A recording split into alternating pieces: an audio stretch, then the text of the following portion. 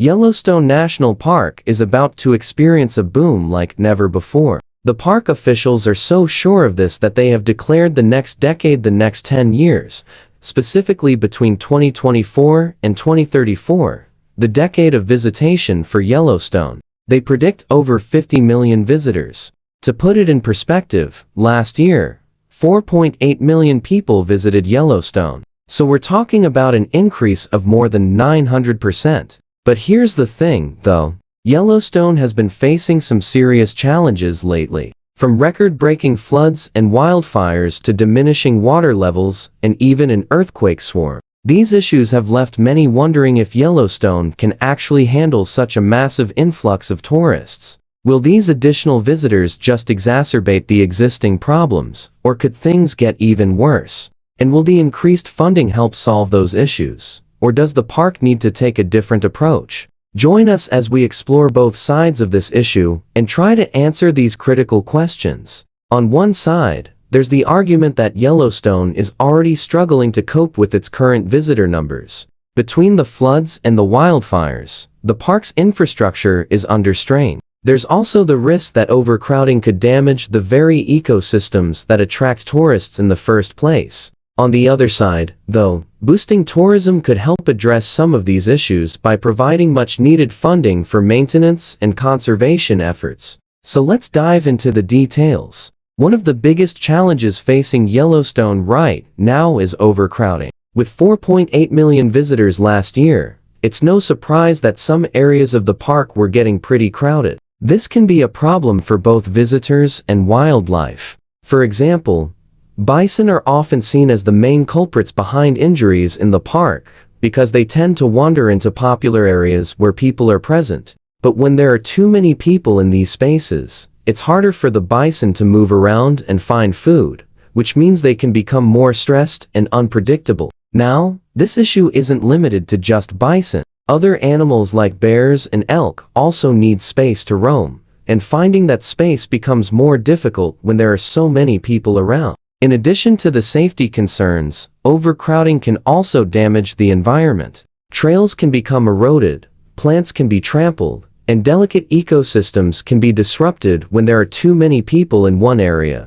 It's a balancing act, really. We want people to enjoy the park, but we also want to protect the natural environment for both the animals and for future generations. However, despite these challenges, park officials are still planning for a major increase in visitors over the next decade. Now, here's where things start to get complicated. While it's true that Yellowstone sees around 4 million visitors a year, only a small fraction of them actually enter the park. In fact, more than half of all visits to Yellowstone are made by people who don't even leave their cars. They just drive through the park on the nearby highways. The majority of the people who do go inside the park only stay for a couple of days, which means that the real impact is felt in just a few concentrated areas. In fact, according to a study by the National Park Service, nearly 60% of all visitors to Yellowstone spend most of their time in just 3 of the park's entrances. That's Mammoth Hot Springs,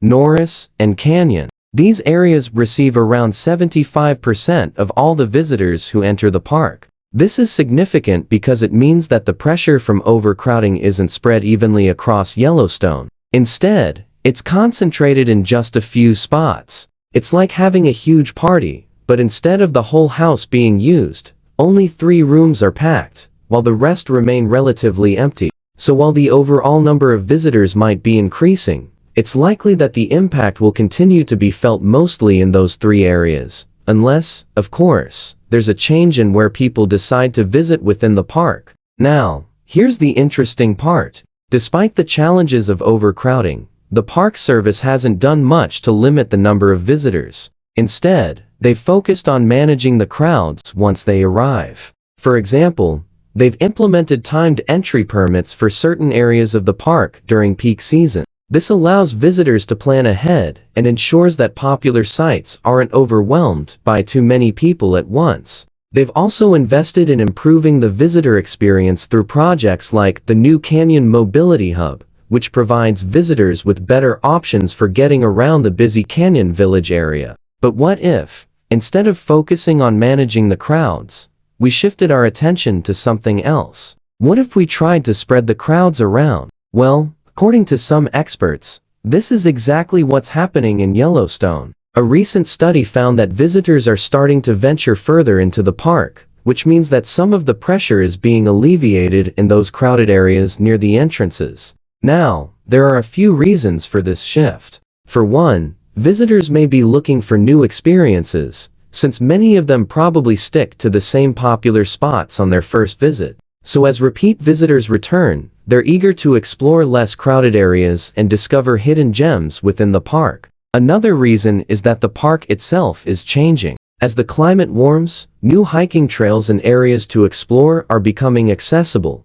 which gives visitors more options for experiencing the park beyond the well-trodden paths. Now, it's too early to say whether this shift in visitor behavior will have a significant impact on overcrowding in the park's busiest areas. But it's an interesting development that could help alleviate some of the pressure, if it continues. The potential increase in funding is a big part of the reason why the park is making these changes. Over the past few years, Yellowstone has received millions of dollars in additional funding to help improve its facilities and infrastructure. This money is being used to address some of the issues caused by overcrowding, such as improving parking and making it easier to get around the park. However, it's not clear whether this funding will be enough to keep up with the projected increase in visitors. Some experts argue that the park needs more money to manage the crowds effectively. Others say that the money should be spent on improving the visitor experience rather than just addressing the problems caused by overcrowding.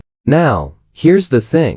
Yellowstone isn't the only national park facing these challenges. In fact, all of America's national parks are dealing with similar issues. But Yellowstone is unique in that it's home to some of the country's most iconic wildlife, including bison, wolves, and bears. Protecting these animals and their habitat is crucial, especially as their populations continue to recover from near extinction. It's important to remember that Yellowstone isn't just a tourist attraction. It's a vital ecosystem that plays a critical role in the health of the planet. The carbon stored in the park's forests, for example, is equivalent to more than a decade's worth of US carbon dioxide emissions. So the decisions made today will have ripple effects not only for the park itself, but for the world as a whole. In the end, there are valid arguments on both sides of the debate. On one hand, we want to protect Yellowstone's delicate ecosystem and ensure that visitors have a positive experience. On the other hand, increasing tourism could help fund the park's operations and conservation efforts. As we look to the future of Yellowstone, it's important that we consider all of these factors carefully. Maybe it's time to rethink how we approach tourism in our national parks and invest in ways to spread out the crowds rather than just managing them. Or maybe it's time to consider the potential impacts of climate change and plan accordingly. Yellowstone is a treasure for all of us, and it's up to us to ensure that it's enjoyed by generations to come. But what do you think? Should Yellowstone brace for the expected increase in visitors, or should it take steps to limit the crowds? Let us know your thoughts in the comments below. And while you're at it, hit that subscribe button to stay up to date on all things Yellowstone. And here's another video you might like. Thanks for watching. See you next time.